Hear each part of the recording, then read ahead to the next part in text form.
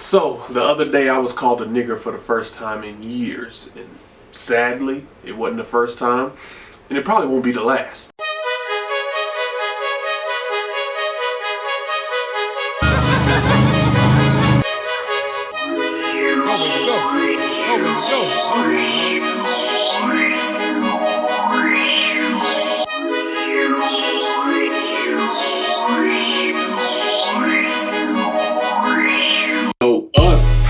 We decided to pivot.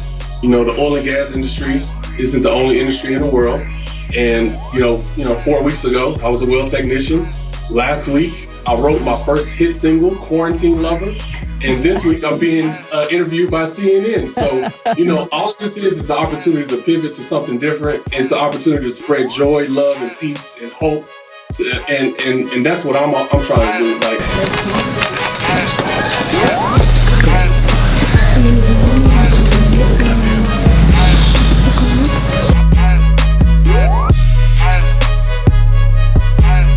The crazy thing about it is, it didn't even hurt my feelings. The only thing I felt was empathy and sorrow for the person whose heart is so hardened that they felt like they can offend me by calling me a name that used to shake me to the point of anger.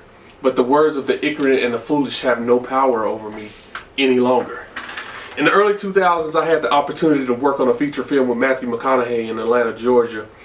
Now, this was my first time in Atlanta. I couldn't wait to see the city, Peachtree Street, and all of the fun stuff I had always heard about.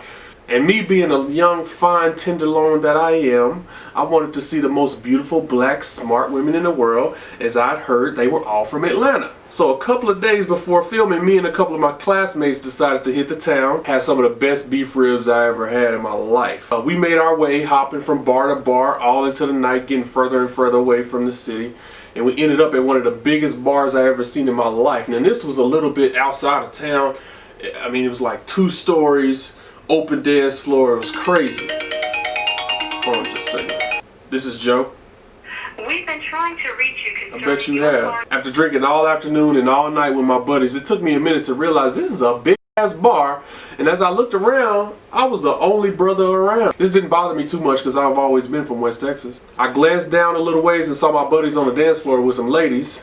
The next thing I know, some beer got spilled, a shove, and all hell broke loose, and a massive brawl broke out in the middle of the bar. As I make my way to the melee, a guy bumps into me and says, "Hey, fuck you, nigger." And this fool's about 5'6", 100 and nothing, and he calling me out. Try Jesus, not me. I laughed in his face and walked off. Luckily for him, I was in a transitional period in my life, and I decided that in that moment I would not be controlled by any word coming from a complete idiot, and I would not indulge on whooping his ass. And it was like 20 of these 5'6", 100 and nothing pound. I probably would have to run away. But anyway, smart choice for me, because the next morning we found out that the agitators was actually off-duty police officers who jumped my friends and were later fired from the department because of it. Look it up. It's in 2005, 2006, man. Just imagine if my black ass would have got into it with these officers. I would have probably went to jail. Back to 2020. I'm from Midland, Texas. And in 1961, when the city was expanding due to an oil boom, the Midland Independent School District was in need of a new high school. And out of all the great Texans, the school board could have chose, who'd they go with? Robert Edward Lee. Now let me give you a quick rundown of who this Robert E. Lee fella is. He distinguished himself as a war hero in the Mexican-American War. He was even President Abraham Lincoln's first choice to command the Union Army during the Civil War, but declined, citing that he could never invade his home state of Virginia, which had succeeded to the Confederate States. Then he proceeded to invade the Union States, leading the Confederate Army. If that makes any sense. If he would have won his war, you think my black would have had the freedom to shoot this video and upload it to social media? Just think about that. So after Lee lost, most of his army had surrendered.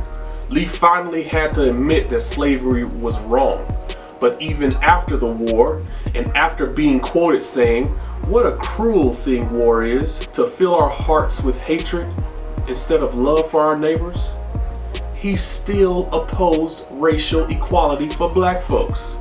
which opened the door for new slavery, and it was called Jim Crow. Robert E. Lee is known in the South as a great Confederate general and a Southern gentleman, but to me he's my Hitler.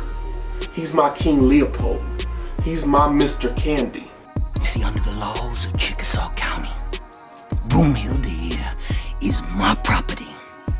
And I can choose to do with my property whatever I so desire. You understand that? Right smack dab during the Civil Rights Movement, and 7 years after Brown versus Board of Education, 96 years after Robert E. Lee surrendered, my hometown decides to name the second high school after a traitor of this country. Now, due to the recent uprising in the consciousness and the awareness of the treatment of black people in America sparked by the murder of George Floyd and Breonna Taylor, one of LHS's graduates, Courtney Ratliff, started a petition to change the name of Lee High School, and the Midland School Board voted 6-1 to change that name. So, here we are today. So I decided to throw a name change celebration, and due to the nature of 2020, with the pestilence all around us, revelations manifesting itself everywhere, I decided to celebrate this victory with a Zoom meeting. I invited my Facebook friends and all the members of the Lee High School alumni page. I thought this could be interesting. I shared this information so everybody could join. I started the meeting and the first message I got was this. So my first reaction was similar to the one years ago in that bar in DeKalb County. The word had no power over me because I already know who I am. I already know who I'm dealing with. Yes. Like, I'm on my way, babe. I'm sorry. I just looked and is she still asleep? Yeah. Okay, I'll be there. I'm on my way from the stadium, so I'll be there in a minute. Thank you for letting me know, babe. Okay. Okay, bye. Where was I? I shared the picture on Facebook, which was eventually taken down because it violates Facebook community standards for calling out systematic racism and the oppression of black and brown people. But a word that still carries power to this day, and if you call me that name in person and catch me in my flesh, you might catch these hands. But it will not control me and make me act like what you think our color acts like when you actually are the ones who act like that.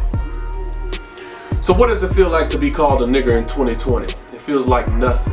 I actually felt empathy for the person who wasted their time getting on a Zoom and typing in the password just to share that message. What a miserable life they must live. I know it happens probably every day online, especially on Xbox Live. And I know everybody can't be as righteous as me. But what would you do if someone called you a nigger? Comment down below and let me know what you think. This was the hardest video in the world to make, with all the distractions and looking down to read my own words. Anyway, let me know in the comments down below.